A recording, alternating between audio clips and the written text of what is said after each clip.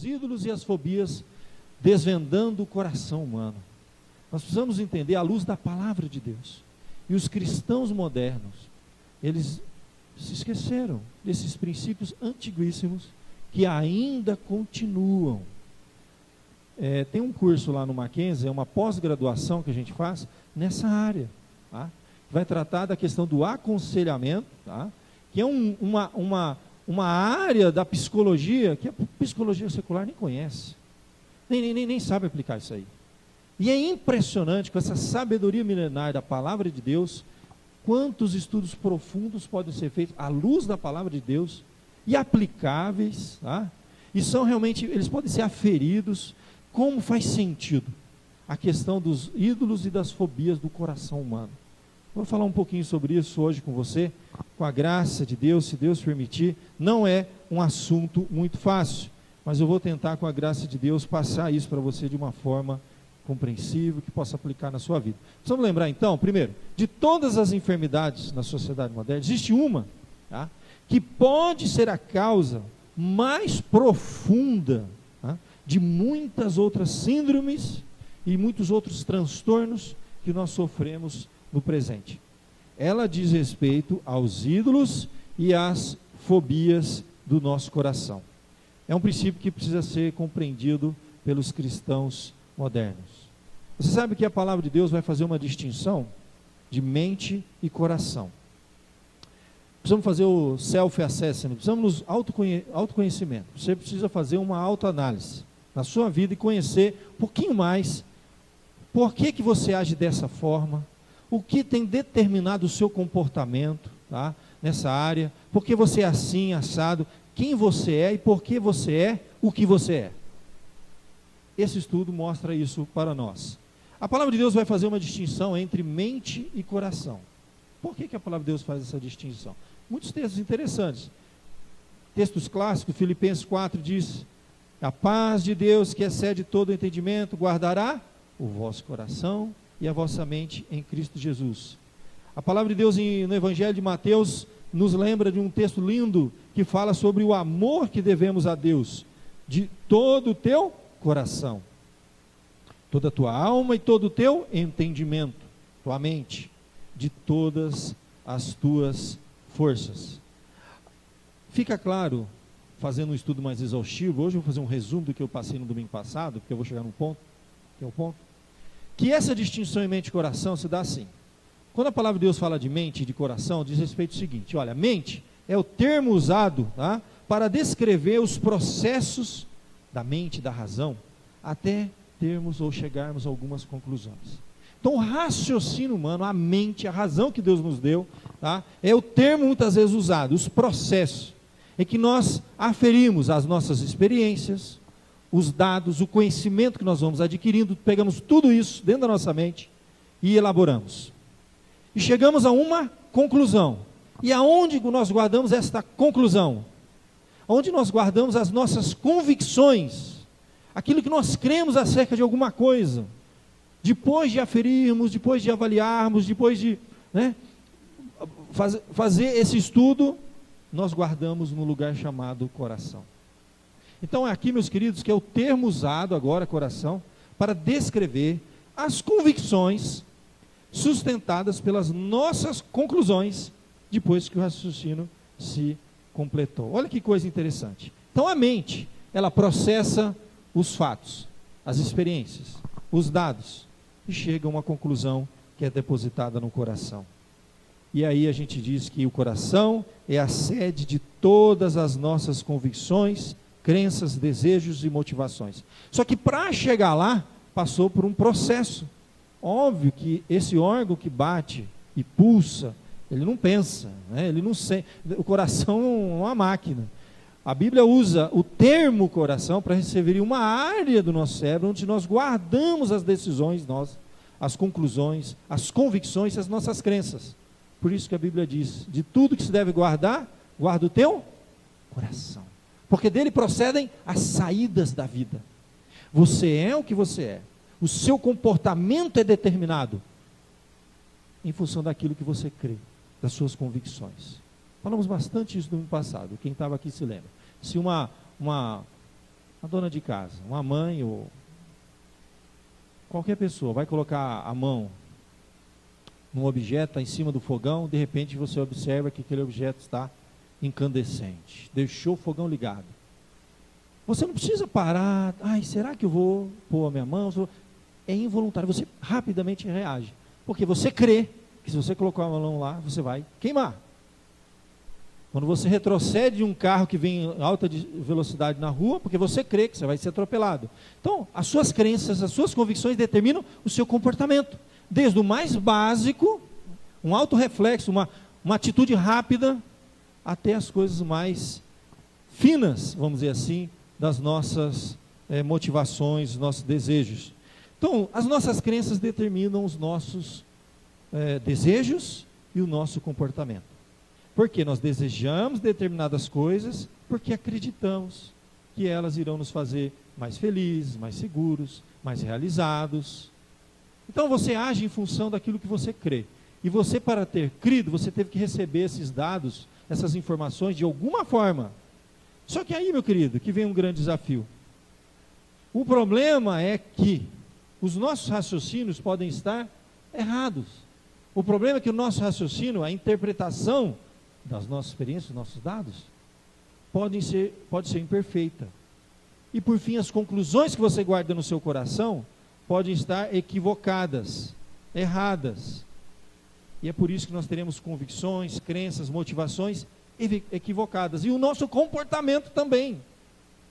Então, meu querido, não é tão simples.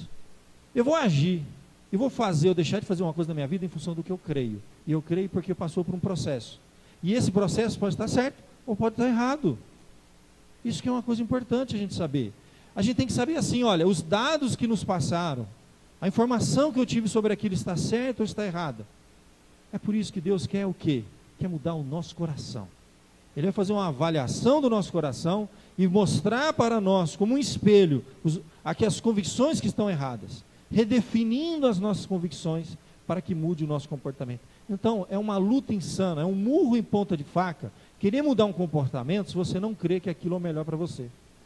E muita coisa que você deixa de fazer, no fundo, você ainda não crê, de fato, lá no fundo do seu coração, naquilo. Uma moça que não se entrega ao amor do príncipe encantado, porque no fundo ela ainda não acredita que ele o ama. Há coisas que nós fazemos que são mistérios do coração, mas a gente pode desvendar um pouquinho e entender o mais fundo do nosso ser. Estou falando de uma sabedoria milenar, profunda, você não vai achar em livro de psicologia isso. Isso é estudado, sim, é feito pós-graduação, mas dentro da teologia, não da psicologia. É óbvio que se aplica. Eu digo que a psicologia, ela é manca, ela não tem essa parte. Porque a teologia vê o homem integralmente, né? Matéria e a parte espiritual. E a psicologia vê a parte emocional, física, mas falta essa questão espiritual, que eu vou entrar agora com você. Estou entrando, né? Estou entrando. Paciência. Mais um pouquinho. E a Bíblia diz que o coração é o quê? Mais enganoso do que todas as coisas e perverso. Quem o conhecerá? A resposta está aqui. Eu, o Senhor, que esquadrinho o coração e prova os rins. A ideia é que Deus conhece o nosso coração. É por isso que nós, muitas vezes, no nosso coração, vivemos o que chamamos de conflitos. Todos nós temos conflitos. Tiago diz, de onde procedem guerras? Polemoi, palavra grega para lutas, conflitos, que há, e contendas que há entre vós. De onde, senão dos prazeres, edoné, que militam na vossa carne? Os nossos desejos, aquilo que nós queremos, entram em conflito dentro de nós, nem sempre é o melhor para nós. As nossas convicções estão erradas, e Deus está trabalhando no nosso coração. Ele quer mudar algumas coisas lá dentro. É por isso que de tudo que se deve guardar, guarda o teu coração, porque dele procedem as saídas da vida. E o que isso tem a ver com idolatrias e fobias, medos? Tem tudo a ver. Porque é no desejo do coração que habitam as idolatrias. Vou mostrar para vocês isso na Bíblia. Nos desejos, né? No desejo que nós temos no nosso coração é que habitam as nossas idolatrias.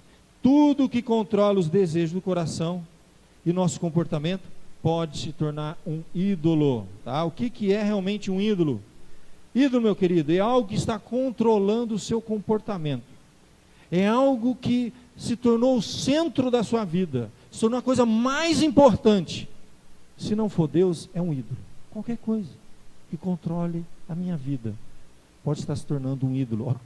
Olha só, quando eu estou disposto a quebrar, romper com princípios, até mesmo pecar, valores, né, e princípios, eu quebro isso para obter o que eu desejo, ou quando eu reajo pecaminosamente, quando eu não tenho o que eu desejo, aquilo pode estar tomando um lugar não muito bom na minha vida, eu acabo idolatrando aquilo. E aí, meus queridos, nós sabemos que qualquer coisa, né, os medos que controlam o nosso comportamento podem se tornar ídolos no nosso coração.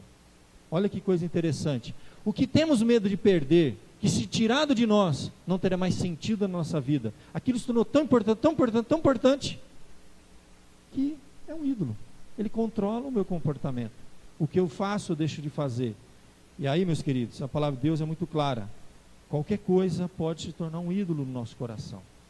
Aí, meus queridos, nós vamos ver que precisamos confrontar alguém ou alguma coisa que não Jesus Cristo tem controlado a confiança do meu coração, como objeto de preocupação, lealdade, serviço ou prazer. Digo mais, vamos descobrir com esse confrontamento que qualquer coisa que se torna central na minha vida pode se tornar um ídolo, por mais legítimo que seja. Família, filhos, carreira, sucesso, reconhecimento social, bens materiais ou não, e a grande tríade, dinheiro, sexo e poder, é a que mais destrói vidas e famílias nesse mundo. Meu querido, a Bíblia é muito clara. Se eu não amar o Senhor mais do que o meu pai, minha mãe, meu filho, eu não sou digno dele. O que significa? Eu vou desprezar meus filhos? Eu vou desprezar meu cônjuge? Não, eu vou amá-lo como ele deve ser amado, no seu devido lugar. Quando eu coloco o meu coração de uma forma equivocada, não é amor verdadeiro, se torna uma idolatria. É por isso que pais que, em vez de amarem os seus filhos, sufocam, idolatram, colocam num lugar que não deveriam. O que ele faz com o filho? Estraga o filho, todo mundo sabe disso. Destrói a carreira do filho, mima, super protege, aquela coisa doente, que muitas vezes a gente pode desenvolver, acerca do nosso cônjuge, acerca do nosso filho, acerca da nossa carreira, em qualquer área. Qualquer coisa pode se tornar um ídolo. Aquilo se tornou sentido da nossa vida, e tirando aquilo, eu não tenho mais razão de continuar vivendo. E muitos tiram a própria vida. Então, essa explicação você não vai achar, tá, num livro de psicologia. Existe uma questão central. Jesus tem que ser o centro da minha vida. Qualquer coisa que tome o lugar de Jesus pode se tornar um ídolo. Até eu mesmo. É o egocentrismo. Quando eu coloco outra pessoa, alguma coisa, uma carreira, um sucesso, eu tenho que ter aquilo, se eu não tiver. Por isso que a gente tem que estar o tempo todo, sonda, Senhor, o meu coração. Vê se há em mim algum caminho mau e guia-me no caminho eterno. O tempo todo, constantemente sondando o coração. Vimos no domingo passado a aplicação em várias circunstâncias. Você tem o caso clássico dos filhos de Eli. A Bíblia diz que ele amava mais os filhos do que a Deus, por isso não corrigiu os filhos e destruiu os filhos. Há pais que amam os filhos mais do que a Deus e estão destruindo seus filhos. Há marido que ama a esposa mais do que a Deus, está destruindo o seu casamento. Qualquer coisa que você coloque no lugar de Deus vai destruir a sua vida, porque isso se tornou uma idolatria. Movido por medo de perder, podemos fazer coisas erradas, equivocadas, e aquilo se torna o centro da nossa vida. Então, meu querido, esse princípio, ele é muito importante, ele deve reger a nossa vida. Precisamos entender, dissecar isso, compreender isso e aplicar no nosso viver. E constantemente orar: Senhor, sonda o meu coração, porque ele é enganoso. Eu posso estar equivocado, eu posso estar errando, e guia-me no caminho eterno. Essa é a nossa oração. Agora, meus queridos, dessa tríade, dinheiro, sexo e poder, que a gente viu aqui, né? Dinheiro, sexo e poder. É difícil dizer qual que é a mais complicada, mas a Bíblia dá uma pista para a gente. O que tem transtornado as pessoas, o que tem destruído carreiras, o que tem perturbado a nossa vida, às vezes tirado o nosso sono, e tem nos trazido muita ansiedade, e tem se tornado às vezes central na nossa vida, e atrapalhado o nosso relacionamento. Você sabe que há mais divórcios por causa de problemas financeiros do que por traição, por incrível que pareça. As pessoas matam por dinheiro, roubam, enganam, fazem, acontece, destroem carreira. Quantas carreiras nós estamos vendo serem destruídas? Todo mundo acompanhou agora o que aconteceu aí com aquele coleguinha nosso que mandou dinheiro lá, o Trust, né? O dinheiro, gente, corrompeu. A turma cai por causa disso. Colocou o coração lá, foi dominado por aquilo. Eu digo que o dinheiro é o pior, porque o dinheiro me dá poder, e com poder eu faço qualquer coisa. E aí por isso que a Bíblia diz que o amor ao dinheiro é raiz de todos os males. Aí eu vou entrar numa questão mais profunda, um nível mais lá. Vamos abrir o sapão agora. Há uma exortação para nós cristãos tomarmos cuidado com isso. Jesus vai falar, não andeis ansiosos com essa questão. Quanto ao que é a vez de comer, o que é a vez de beber, o que é a vez de vestir. Olhai os lírios do campo, olhai. O que ele está trabalhando, gente? Como que eu estou lidando com essa questão no meu coração? Deus está preocupado comigo. Que eu não fique ansioso com isso, que eu não seja controlado com isso, que isso não me domine. Aí, meu querido, a palavra de Deus nos exorta lá em 1 Timóteo. Os que querem ficar ricos caem em tentação, em armadilhas, em muitos desejos descontrolados e nocivos, que levam os homens a mergulharem na ruína. Nós estamos vendo todos os dias isso acontecer. E na destruição, pois o amor ao dinheiro é a raiz de todos os males. Algumas pessoas agora crentes, cristãs, por cobiçarem, é uma cobiça, é uma coisa que se controla, se torna um ídolo, desviaram-se da fé e se atormentaram a si mesmos com muitos sofrimentos. Naufragaram na fé, diz a palavra de Deus, em outros textos. Naufragaram na fé. Então não há dúvida que de todos os ídolos que pode controlar o meu comportamento, esse é o mais perigoso. Eu digo que é nitroglicerina. Você vai lidar com dinheiro, nitroglicerina. Quantas vezes você já não viu casos de amizades terminar por causa de dinheiro? Ninguém nunca ouviu falar disso? Alguém já viu o caso de morrer o pai, o velho, né? Avô, aí ficou a herança. Ninguém nunca viu família brigar por herança? Isso é uma coisa terrível. O dinheiro divide as pessoas. Move. Aí, meus queridos, olha que coisa interessante. A palavra de Deus diz, ninguém pode servir a dois senhores. Dinheiro não pode ser um senhor da minha vida. Ele é um ótimo servo. Está para me servir. Dinheiro pode ser uma bênção na minha vida, ou pode ser uma maldição. Depende de como eu vou lidar com isso aí. Ninguém pode servir a dois senhores, por quê? Ou odiará um e amará o outro, ou será leal a um e desprezará o outro. É por isso que ele diz, não podeis servir a Deus e a Mamon. A Bíblia dá status de divindade para o dinheiro, devido à sua capacidade, né, o seu fascínio dos homens, que eles adoram o dinheiro como um Deus, são controlados por aquilo, são atormentados por aquilo, matam e fazem, mentem, qualquer coisa pelo dinheiro. E aí por fim a Bíblia diz, onde estiver o teu tesouro, ali também estará o teu coração. Reforço mais ainda que a minha tese está certa. Pensa que dos 200, olha, por isso que na Bíblia, por exemplo, você vai encontrar 215 versos sobre fé, 218 falam de salvação. Sabe quantos falam de dinheiro? Porque realmente deve ser importante, uma coisa relevante para me tomar cuidado. 2084 versículos falam sobre finanças e dinheiro. Das 28 parábolas de Jesus, 16 falam sobre dinheiro. Isso deve chamar a nossa atenção. Deus não quer que eu e você sofra por causa disso. E é por isso então que a palavra de Deus vai nos mostrar algo muito interessante. Deus vai criar um princípio para aferir a nossa espiritualidade e nossa relação de confiança e dependência dele. A Bíblia fala, se aumentarem as vossas riquezas, não colocais nela o coração. Não coloque nela o coração.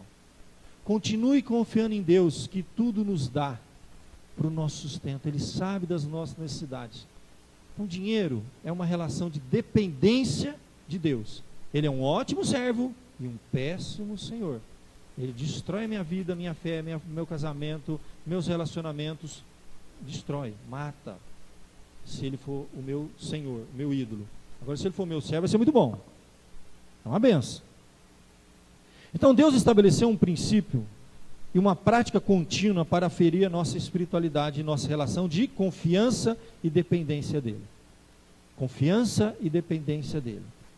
É uma coisa que a gente tem que o tempo todo estar exercitando. Tem que dizer para mim mesmo o tempo todo: eu não confio no dinheiro, mas eu confio no Senhor, Deus que me dá a riqueza. Deuteronômio 8, foi falado aqui na escola dominical para os irmãos alguns domingos atrás, pelos professores. Não diga, o meu braço é a minha força, com o meu braço é a minha força eu adquiri essas riquezas. Mas o Senhor teu Deus que te dá essas riquezas, para o seu próprio prazer. Ele quer nos abençoar. Não é errado a gente querer isso.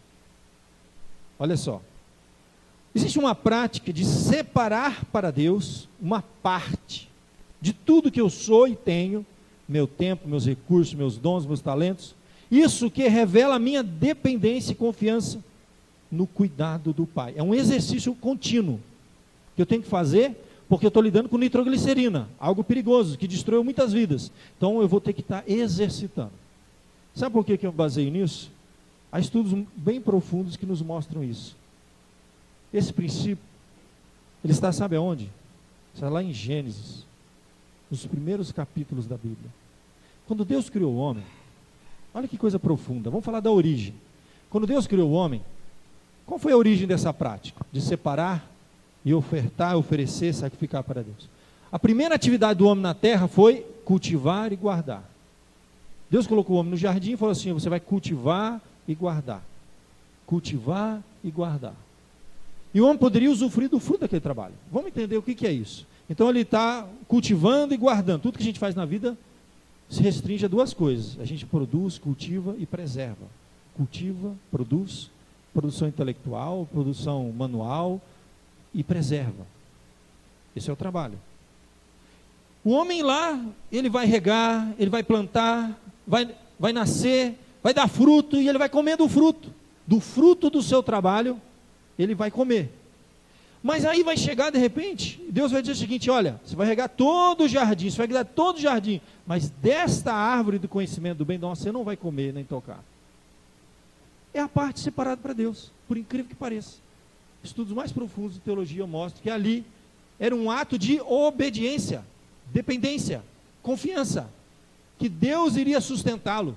Ele não precisaria ter acesso àquele produto, à parte de Deus, acesso ao conhecimento à parte de Deus. Era confiança e dependência.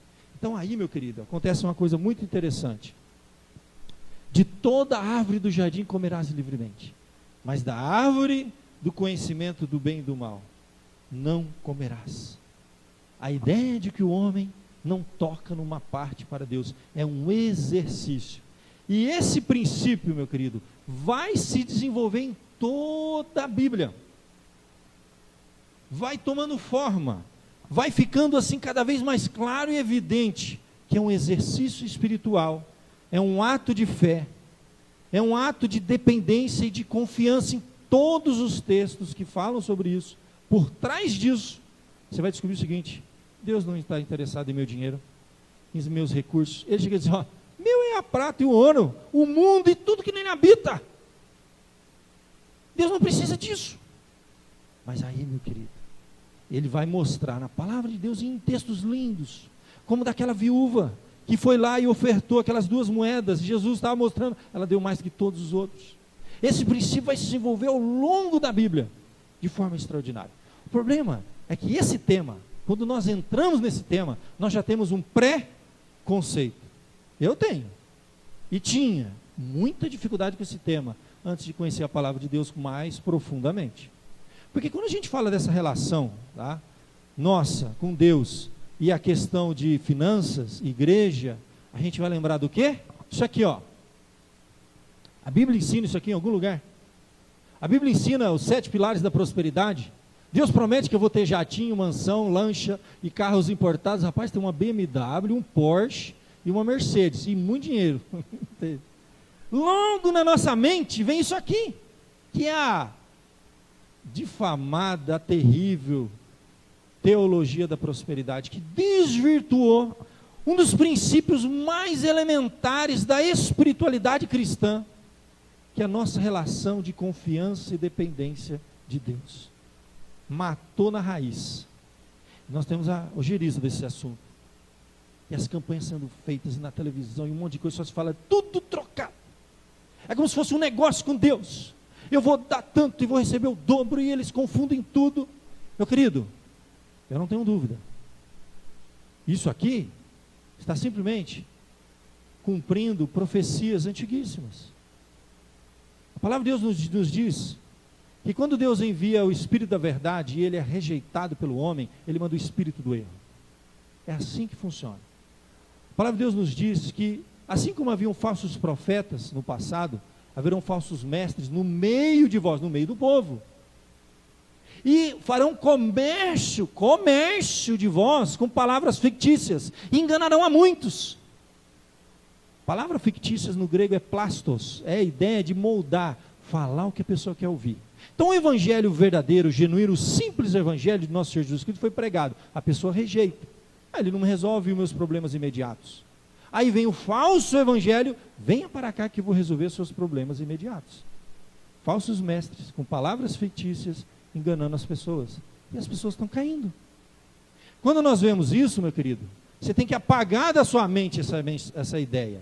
Você tem que apagar da sua mente isso que a gente encontra quando você vasculha jornais e sites. Você vai encontrar igrejas à venda, lá, ó. Aqui, ó, vendo igreja evangélica completa, ou troco por carro. Rapaz, que carro que é, né, meu irmão? Eu vendo igreja, eu troco por carro.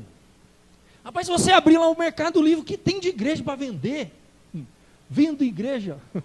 Eu achei uma que vendo igreja com 300 membros dizimistas fiéis. Rapaz, ó, rapaz, 300 mesmo, né? Está à venda. É negócio, gente. Isso não é de Deus, isso não está na Bíblia. Não deixe que esse pré-conceito atrapalhe e impeça você de usufruir de uma das maiores bênçãos espirituais que a gente pode receber na nossa relação com Deus, porque isso é termômetro da nossa espiritualidade, depois que deixa de ser um problema de ignorância e de falta de conhecimento. Tem gente até alugando a igreja. Eu achei interessante essa do poste. Aluga-se uma igreja evangélica completa. Tem até o número aqui, eu vou ligar lá para ver, né? Como é que é, quanto que é o aluguel? Completa. Esquece isso aqui, gente. Tudo que eu estou falando para vocês agora, aonde que você vai ver isso sendo pregado na televisão? Alguém já viu alguma vez esse estudo sendo dado assim abertamente? Vamos fazer um estudo para compreender a idolatria do coração, onde que o dinheiro está, como o meu relacionamento com Deus. Ninguém fala sobre isso. Isso são falsos mestres ensinando as pessoas. Jesus, quando na sua época foi visitar o templo, o que ele encontrou lá? Um monte de... do quê? Do quê? Comerciantes vendendo, fazendo negócio. Você acha que se Jesus viesse hoje, o que ele iria fazer? Nas igrejas hoje da prosperidade, com todo o respeito que eu tenho, quem quer seguir, tá? Mas te digo, a igreja presbiteriana não segue aquela linha, não prego aquilo. Eu não tenho dúvida, se Jesus viesse hoje aqui, ele ia passar a mão no chicote e a turma corre, porque não tem nada disso na palavra de Deus. Mas esse princípio vai se desenvolver. E por que ele é importante? Porque ele vai aferir a minha espiritualidade e minha dependência de Deus. O quanto eu estou confiando em Deus ou não. E esse princípio, ele vai agregando mais princípios. Por exemplo, você vai ter esse princípio clássico da obediência. Deus não está interessado no dinheiro, mas num coração obediente. Caim e Abel se apresentam, a primeira oferta que você tem na Bíblia, depois do registro de os primeiros pais cultivarem, guardarem, separarem para Deus aquele relacionamento. Caim e Abel, os primeiros filhos, a Bíblia vai dizer claramente o quê? Que Deus aceita a Abel e consequentemente a sua oferta. Aí Deus vai dizer assim, a Bíblia diz assim, e Deus não aceita Caim e consequentemente não aceita a sua oferta. Ele vai ficar irado, vai cair o semblante, Deus vai dizer assim, ó, se você proceder bem, você vai ser aceito. Porque o problema não é a oferta. Deixa eu contar uma coisa para você. Deus nunca aceita a oferta antes. Deus aceita o ofertante. É por isso que não pode haver salvação pelas obras por um princípio lógico e teológico. Deus não aceita a oferta, Deus aceita o ofertante. E como fazer para o ofertante ser aceito? Ele só pode ser aceito por meio de Jesus Cristo. Aí se a minha vida estiver correta diante de Deus, Ele aceita a minha oferta. Então não dá para mim mandar as minhas ofertas, Deus aceita, depois eu entro no reino dos céus. Eu preciso ser aceito primeiro, aí o que eu fizer, até um copo de água que eu der para um dos pequeninos, em nome de Jesus, contará nos céus como galardão para mim. Porque Deus não quer o dinheiro, Deus quer o coração. Deus olhou para o coração de Caim e falou assim, ó, não estou interessado na sua oferta, me dá o teu coração. O Novo Testamento ratifica isso, nunca muda, ratifica, fica até mais difícil. Se você vier diante do altar, trazer uma oferta, e tiver um problema com o irmão, o que a Bíblia diz? Deixa a tua oferta de lado, vai lá acertar a sua vida, vai colocar em ordem a tua vida, depois você vem trazer a tua oferta, porque Deus não quer dinheiro, Deus quer o coração. Então, Deus aceita um coração obediente, e o que Ele tiver, vem junto, e é bênção. A palavra aceitar, ela é muito importante, por exemplo, no livro de Levítico, que fala muito sobre sacrifício. Deus aceita o sacrifício, significa que Ele se agrada, a palavra no hebraico significa isso, Deus se agradou, como aroma suave e agradável perante o Senhor. O princípio vai se desenvolvendo, além da questão de obediência, você vai ter a questão do compromisso. Abraão perante o rei Melquisedeque, ali ele é abençoado por Deus, naquele local ele passa a ter um compromisso, e ali a Bíblia diz que de tudo quanto o Senhor lhe deu, ele entregou o dízimo. E aí começa a se desenvolver, meus queridos, isso é importante, esse compromisso com uma igreja, com um grupo, com uma comunidade, onde eu me desenvolvo espiritualmente, onde Deus usa a minha vida para levar adiante aquele trabalho, é o lugar onde Deus me abençoa. Abraão foi abençoado por Melquisedeque, e ali ele pôde praticar isso. O princípio da proporção, aquela teologia da prosperidade, meu querido, ele já há muito tempo já não fala um negócio de proporção. Você sabe que são campanhas, começa com determinados valores, e não existe isso na Bíblia, você nunca vai ver isso na Bíblia. Todo mundo aqui vai ter que dar uma nota de 1.000, de 50, de 100, 1.000, não existe isso na Bíblia.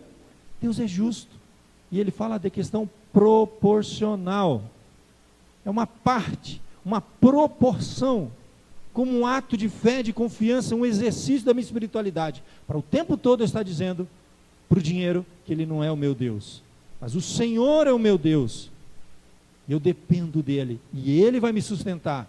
É um ato de dependência, confiança. Querido, dinheiro é espiritualidade na vida do crente, pura e simplesmente espiritualidade. Termômetro, você pode pôr o braço, 36 graus, não está com febre, 40, febre. É termômetro da minha espiritualidade, a forma que eu lido com isso. Onde está o teu tesouro? Aí estará o teu coração. O princípio das primícias, outro que vai se desenvolver ao longo da Bíblia, textos maravilhosos. Honra ao Senhor com as primícias da tua renda. Primícia, eu quero a primícia, primeiro fruto. Deus não quer sobra, a melhor parte. Quando havia uma plantação, eles tiraram então uma amostra daquela plantação, e as primícias, os primeiros frutos para Deus, é como alguém está dizendo, Deus está em primeiro lugar.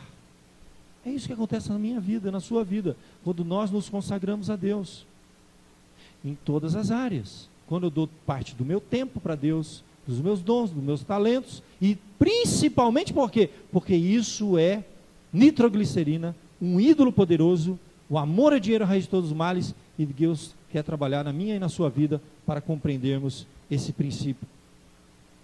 Ah, mas não existe o princípio das promessas? Existe, deixei ele por último. Existe, bem diferente do que é pregado por aí. Eu não vou dizer que ele não existe, eu até brinco, eu falo assim, que é o segredo do cristão que contaram para o pagão. O segredo do cristão que contaram para o pagão. O cristão que é obediente, temente a Deus, que a sua vida foi aceita na presença do Senhor, que se consagra a Deus, que honra ao Senhor, a Bíblia é muito clara, eu honrarei aqueles que me honram, diz a Bíblia, isso é um princípio bíblico, tá? Não tem como eu fugir disso. Honra ao Senhor com os teus bens e com as primícias de todos os teus rendimentos, Deus quer sim se envolver nessa área da minha vida, e se encherão com fartura os teus celeiros, assim como transbordarão de vinho os teus lagares. João 12, 26, aquele que me serve será honrado por meu Pai. E muitos outros textos falam da questão dos princípios. Deus honra aquele que o honra. Provai-me nisso, diz o Senhor. Provai-me nisso. Aqueles que confiam, aqueles que entregam. Malaquias também fala sobre isso. Trazei os dízimos à casa do tesouro, para que haja mantimento na minha casa, e provai-me nisto, diz o Senhor, se eu não vos abrir janelas do céu, e não derramar sobre vós bênção sem medida. Meu querido, as promessas existem, só que eu não estou falando aqui que você vai ficar rico e milionário. A bênção de Deus não é dinheiro. Aprenda uma coisa, a bênção de Deus é providência, é cuidado, é presença.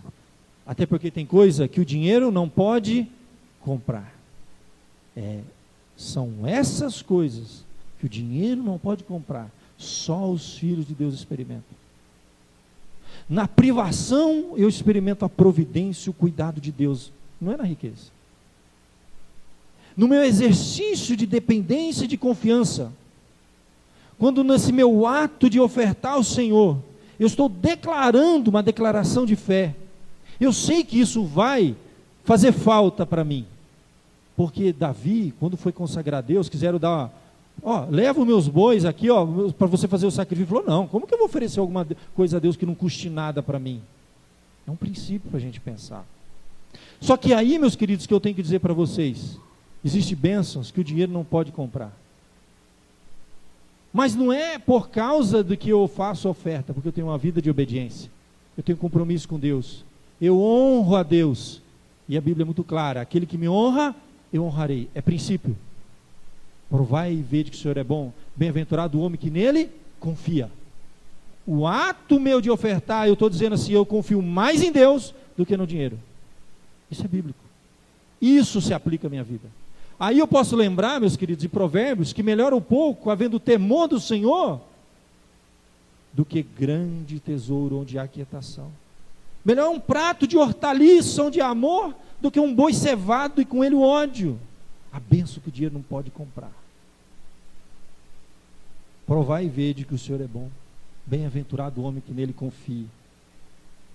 Melhor é o pouco havendo justiça, do que grandes rendimentos com injustiça.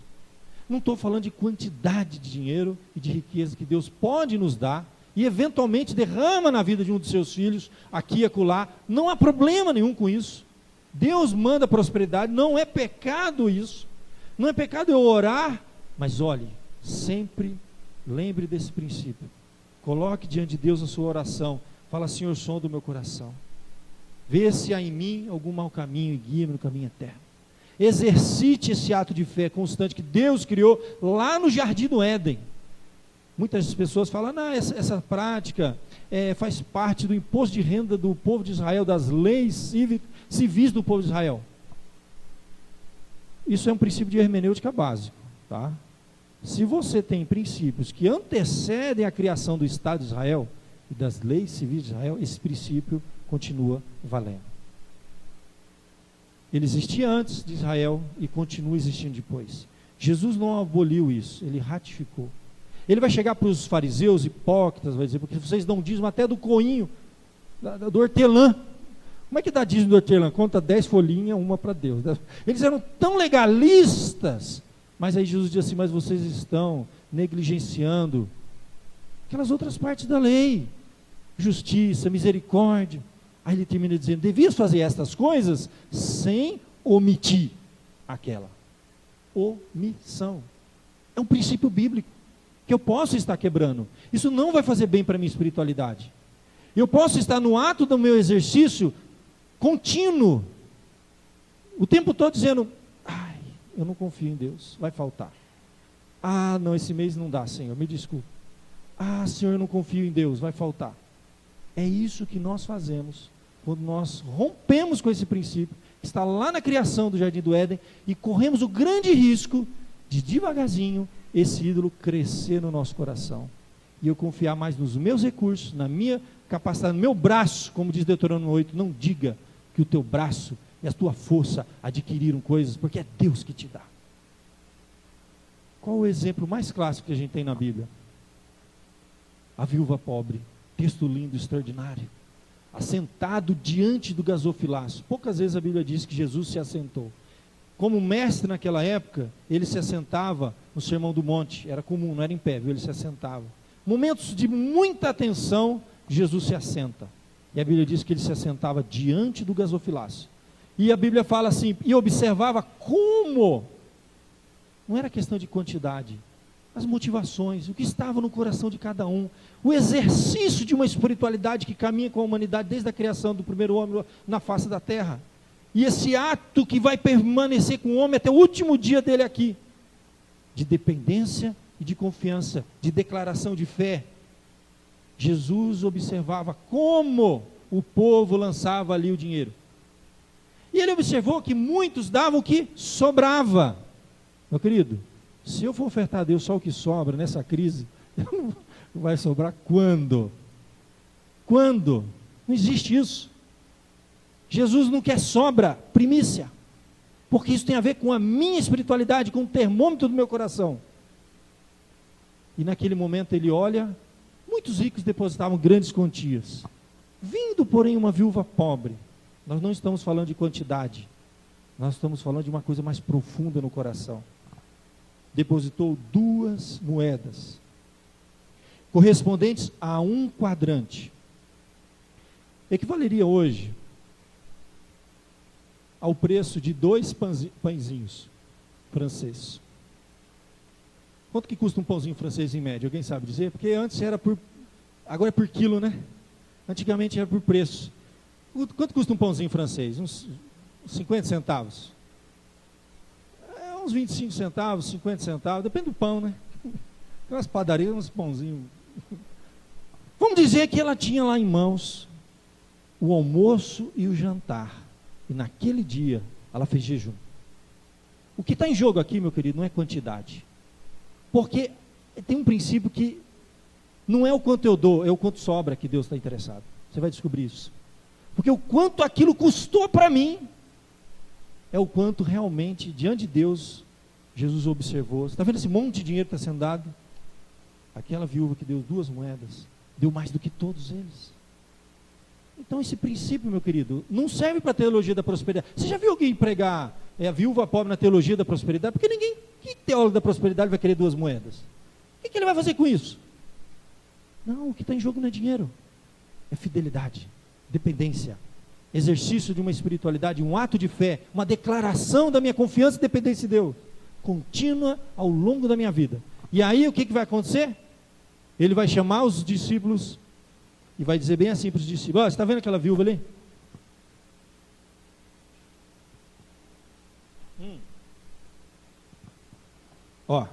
Em verdade vos digo, esta viúva pobre depositou no gasofilácio mais do que todos fizeram, os ofertantes. Porque eles ofertaram o que sobrava, e ela, porém, da sua pobreza, deu tudo quanto possuía, todo o seu sustento. Tem um pastor, Samuel Vieira, da Igreja Presbiteriana, ele diz uma frase que eu acho interessante: a melhor medida da nossa fidelidade não é o quanto damos, mas o quanto retemos. Meu querido, isso não é para homens, não é para a igreja. Esquece daquela imagem que impregnou na nossa mente, no nosso coração. Isso é para Deus. É um exercício da minha espiritualidade, separar proporcionalmente, como um exercício de fé contínuo na minha vida, uma declaração que eu confio mais em Deus do que naquele dinheiro, naquele recurso. O Senhor é o meu cuidador, Ele vai me amparar. É um ato de fé, mais do que a quantidade que você oferta. Você sabe que tinha um pastor lá na Igreja Presbiteriana de Pinheiros, eu gostava dele, eu trabalhei uma época lá com ele, Arival Dias Casimiro. A Igreja Presbiteriana, a gente precisa quebrar logo esse tabu, assim que eu quebro um monte de tabu, paradigmas, né? Esquece aquela visão que você tem de igreja, que o mundo muitas vezes tem, que não tem nada a ver. As pessoas abrem igreja para si, vendem igreja porque é dela. O sistema presbiteriano e dessas igrejas mais históricas, meu querido, os pastores vêm e vão, a igreja fica. Os membros têm mais autoridade sobre os recursos dessa igreja do que o próprio pastor. São os próprios membros que elegem presbítero que vão administrar. O pastor da igreja presbiteriana, ele nem toca nisso. Então a gente não tem que ter pudor de falar sobre essas coisas. Mas era um pastor muito consagrado. E ele fazia, acontecia, abria creche lá em Carapicuíba, ele abandonaram uma creche, ele abriu a creche, abriu um templo do lado, ele estava plantando ali umas 20 igrejas em São Paulo, fazendo uma obra extraordinária. Você ia na igreja dele, não tinha milionários, era povo simples, sustento de um por um. Ele até brincava, falava assim, ó, eu tenho orado para Deus converter Antônio Hermílio de Moraes, mas não converte. Converte 3 famílias lá da favela, Carapicuí, a primeira coisa que pede é a cesta básica. E Deus mantém a obra assim. Por isso que eu digo, eu não tenho interesse de gente milionária que vai sustentar a obra de Deus. Quem sustenta é povo fiel, com salário mínimo, um viúva pobre. Deus sempre manteve a obra assim.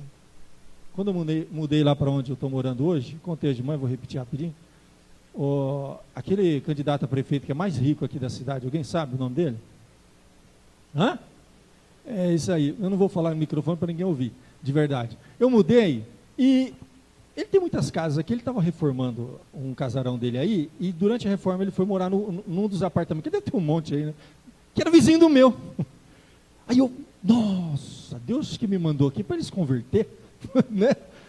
Deus vai fazer a obra, nós vamos levantar o templo, nós vamos fazer acontecer.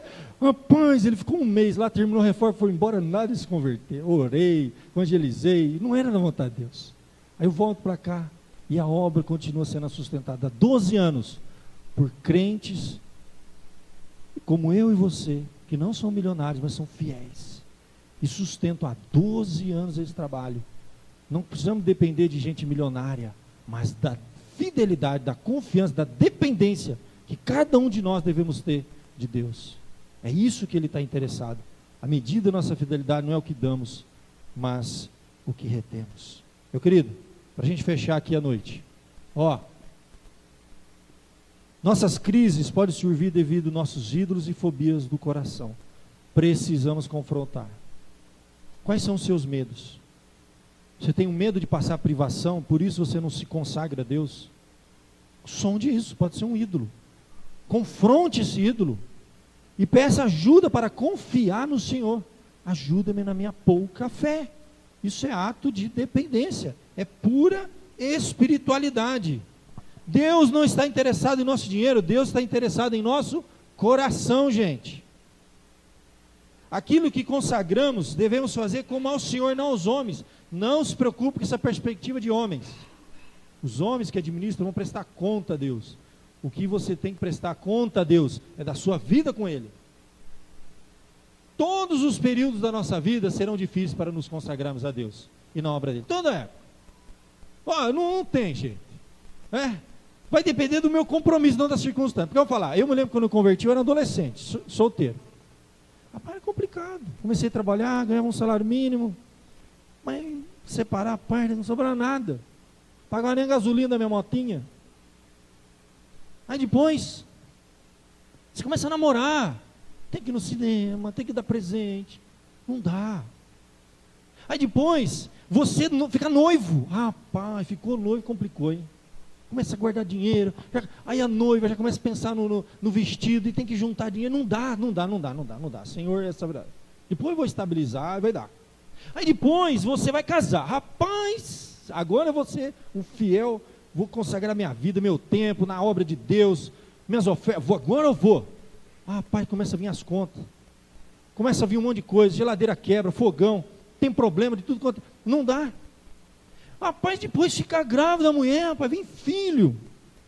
Filho quando é criança, gasta com fralda, com leite, e tem que levar e vir, depois tem escolinha, e depois que ele cresce vai ficando cada vez mais caro. Eu achava que era muito caro quando ele estava no primeiro, segundo. Se você for pagar a escola particular, depois que ele vai para o primeiro, segundo colegial, para o cursinho, pelo amor de Deus. E se ele não estudar e for uma faculdade particular, está lascado. Depois que o filho se forma, ele também vai namorar, vai querer casar, você vai ter que ajudar. Depois vem os netos, gente. Aí depois dos netos, vai vir, os netos vai crescer, aí você vai ficando velho já, né? Aí você começa a gastar com remédio. Vai tudo remédio, entendeu? Aí o remédio, pastor, não dá. Depois do remédio, velho, cansado, uma hora, você vai. Você tem que pensar no funerária, tem que pagar o plano lá para Santa Cruz, entendeu? Caixão custa 1.000, não sei quanto. Rapaz, a vida inteira da pessoa vai dizer, pastor, não dá. Nunca vai dar. Porque isso não depende de circunstâncias, depende de compromisso. A viúva tinha 2 moedas. Meu irmão, faça um voto diante de Deus. Eu preciso arrumar minha vida. Comece aos poucos. Leve a sério a sua vida. Não é brincadeira a nossa espiritualidade. Participação nos trabalhos, consagração. Cuide do seu coração. Não deixe ídolos crescer lá. Trabalhe na sua vida. Deus quer fazer uma obra na sua vida e através da sua vida. Isso muitas vezes depende de você se dispor e se colocar nas suas mãos. Vamos encerrar com uma oração? Eu vou colocar a minha vida e vou orar, Senhor, som do meu coração. E eu sei que você vai fazer isso no seu. Deus não está interessado no seu dinheiro, mas Ele está interessado no seu coração. Vamos orar. Ó Pai bendito, eu estou aqui na Tua casa, Senhor, casa de oração.